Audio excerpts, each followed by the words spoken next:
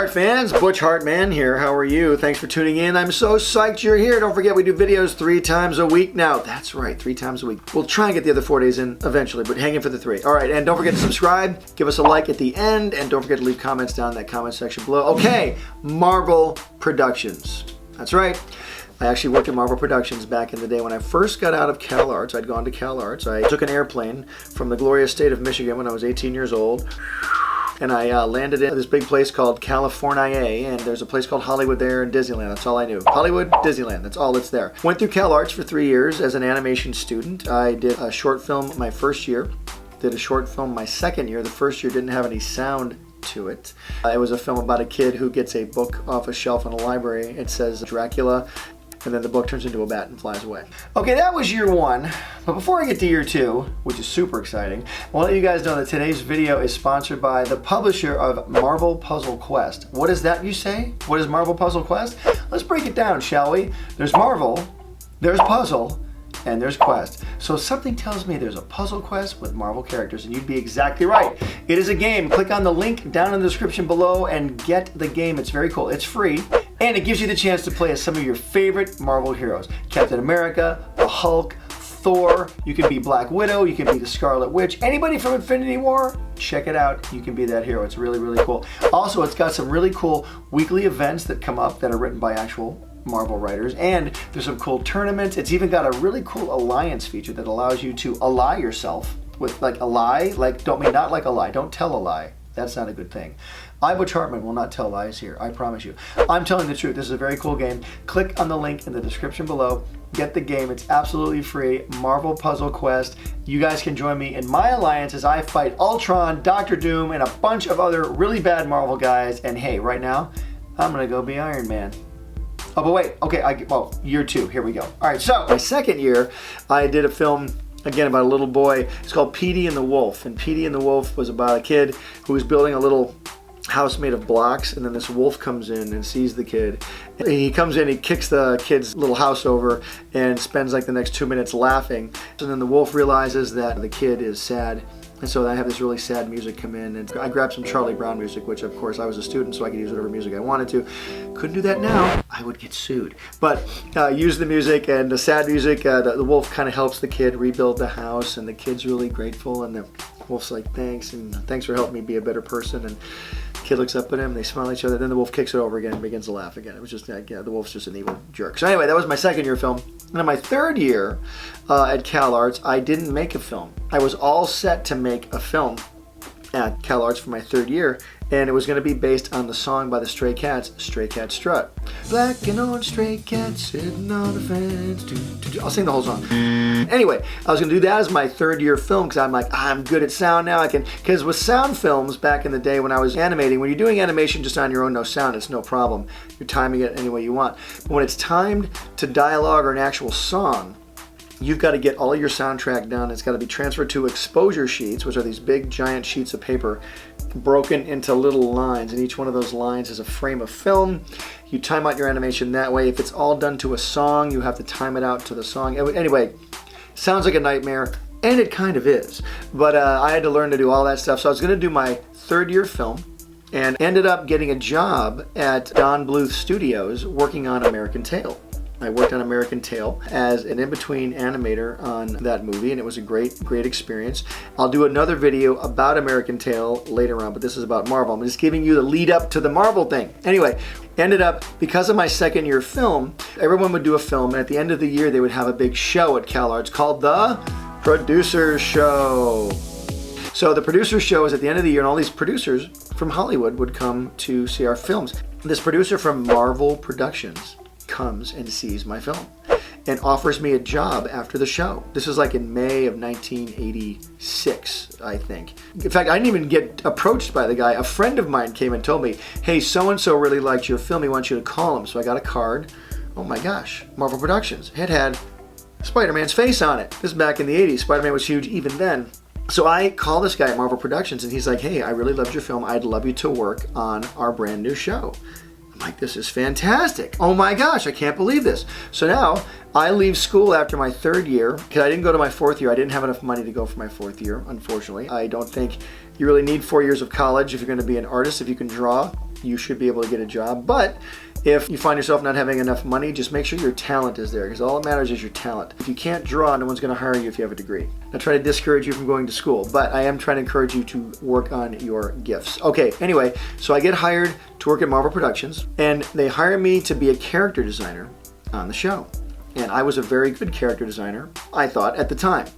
And so I think I'm going to be coming in to do character designs. And so I spend the whole first week or two doing character designs, and then they moved me over to storyboards. I should tell you what the show is right now so you'll understand. You know, here I am all excited thinking, I'm gonna go work at Marvel Productions. I get to work on Spider-Man and the Hulk and Captain America and Iron Man. This would be so cool, I can't wait. The show I got hired to work on at Marvel Productions in the 1980s was My Little Pony. That's right. No. Oh, no, take those pictures away. It wasn't the good My Little Pony that's on right now. I'm talking about the terrible My Little Pony from the mid-1980s. I worked on that show, and it was one of the hardest experiences of my life because, number one, it was something I hadn't designed myself. You'll learn this very quickly as a student.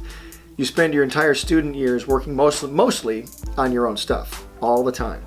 And when you get a job having to work on someone else's stuff, that's when your skill set has to be elevated up a level, because you're now no longer working on your own stuff with your own approval process. You're having to go through someone else's approval process. And some of you out there are super talented and can do it, no problem. I wasn't one of those people. I really had to struggle a little bit.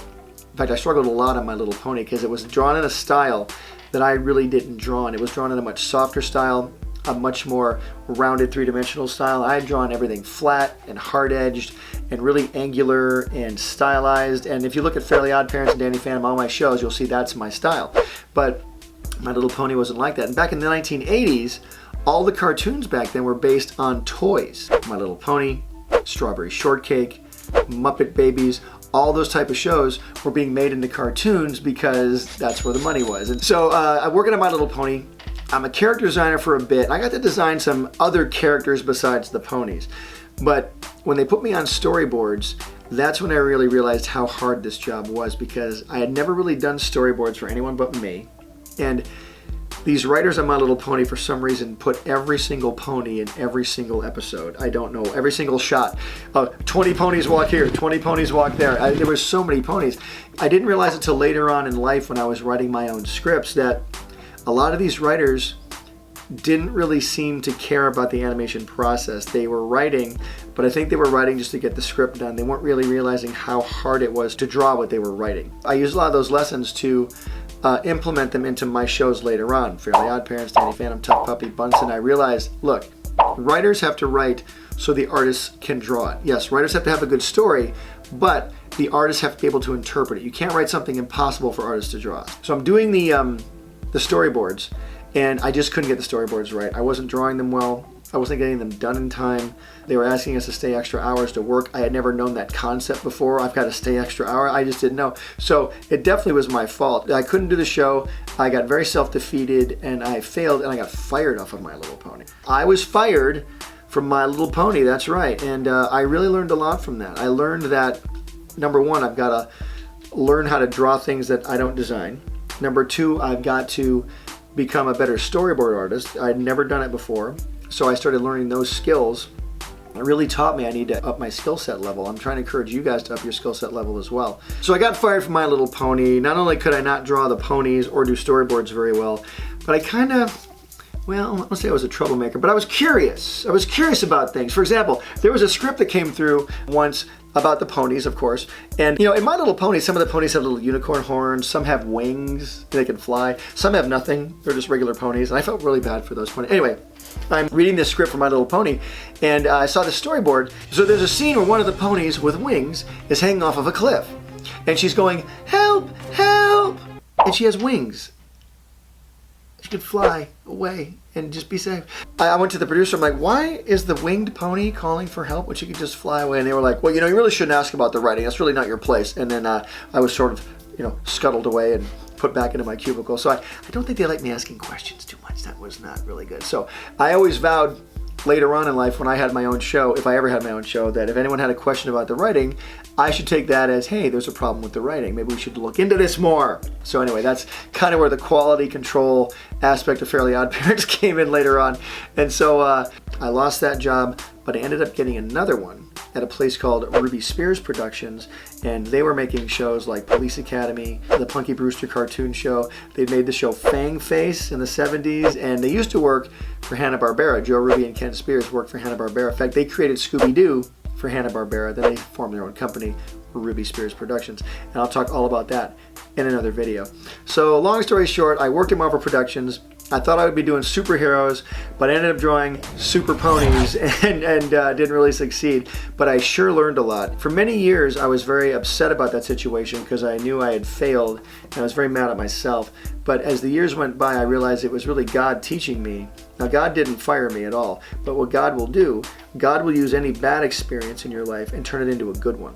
If you follow Him, He'll take that bad experience and He'll always use it for His own glory. So I got to glorify God through this situation because God said, okay, Butch, this situation happened, but I'm going to use it for a good thing because you're going to learn a lot from it and be able to apply it in a few years with your own work. So I got to work at Marvel Productions, got to work on My Little Pony. I learned a lot. I won't say it was super fun, but it was super educational. So that's my story, and I'm sticking to it. All right, you guys want to hear any more stories about my working at different studios? For example, working with Don Bluth on American Tail. He did Secret of Nim, Land Before Time, all the video game, Dragon's Lair, Space Ace, all these things. Very amazing guy to work with. And also, what about working for Ruby Spears Productions? You probably have never really heard of them. They did some great cartoons in the 80s, and they're great guys. So you want to hear more stories about that? Happy to talk about that too.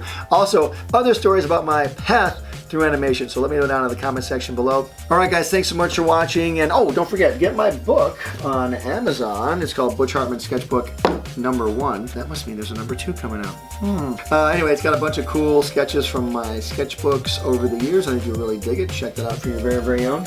And as always, like I say, don't forget, art gives you power. Use it wisely.